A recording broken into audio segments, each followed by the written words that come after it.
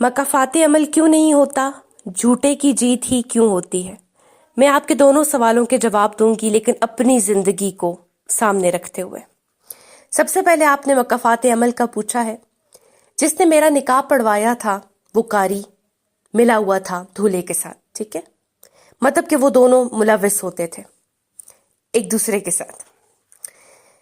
मेरे वालिद साहब ने एक दिन दोनों हाथ उठाए और कहा, कारी, उसका नाम लिया, अल्लाह तेरी लाश लाए।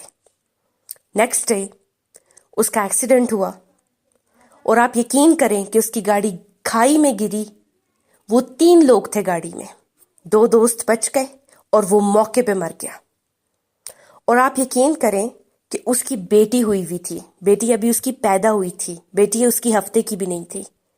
यहां ये मरा, वहां ही कुछ दिनों में उसकी बेटी भी मर गई, ठीक है। मतलब इधर बाप मरा, उधर बेटी भी मर गई।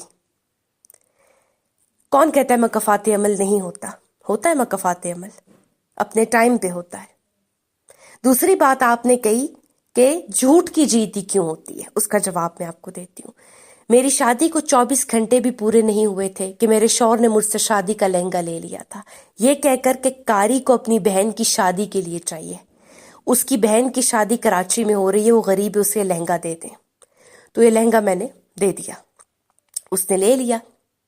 और आप यकीन करें, जब उसकी डेथ हुई तो मेरी वालदा स्पेशल उस कारी के घर गई।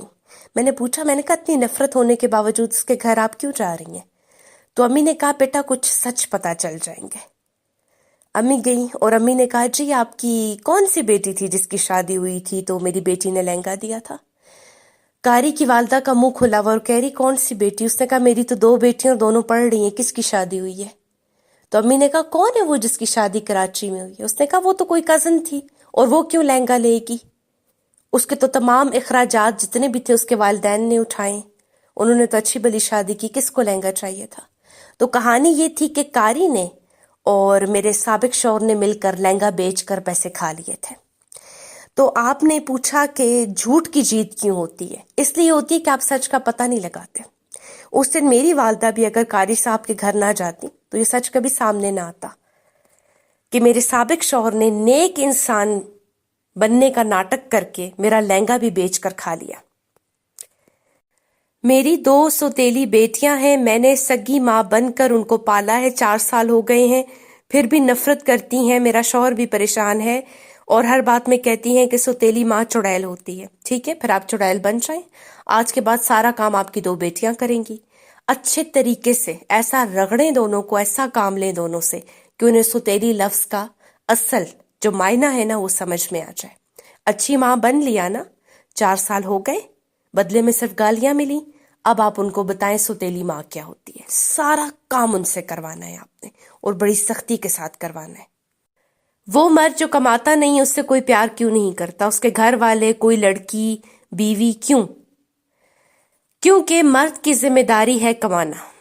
अब और से बात को समझें। आज के दौर में एक औरत बच्चे पैदा करके, माँ बन के बच्चों को पालती है, शौहर को संभालती है, घर संभालती है, ससुराल वालों की खिदमत करती है, साथ ही साथ वो कमाती भी है। पहले के दौर में मर्द औरत को धौंस मारा करता था कि मैं तो 8 घंटे नौकरी करता हूं, तुम करो, तुम्हें पता चल जाए। आज के दौर में एक औरत 8 घंटे, 6 घंटे, 10 घंटे, 12 घंटे नौकरी करती है, घर, ससुराल, शौहर, बच्चे सब कुछ संभालती है। तो मुझे बताएं, जब औरत ऑलराउंडर है, वो सब कुछ कर रही है, वो नौकरी भी करती है, धोबन भी है, बावर्चन भी है, नर्स भी है, सब कुछ है, फिर भी उसको कौन मोहब्बत देता है? फिर भी आप उसे उठ के ही ताना देते, तुमने क्या किया है? तो मर्द के ऊपर तो एक जिम्मेदारी उठ के कमाना। अगर वो कमा भी नहीं सकता तो उसे क्यों मोहब्बत दी जाए? उसे बिल्कुल मोहब्बत नहीं देनी चाहिए। आप नहीं कमा रहे, आप एक ही फर्ज पूरा नहीं कर सकते, तो फिर आपसे मोहब्बत क्यों की जाए?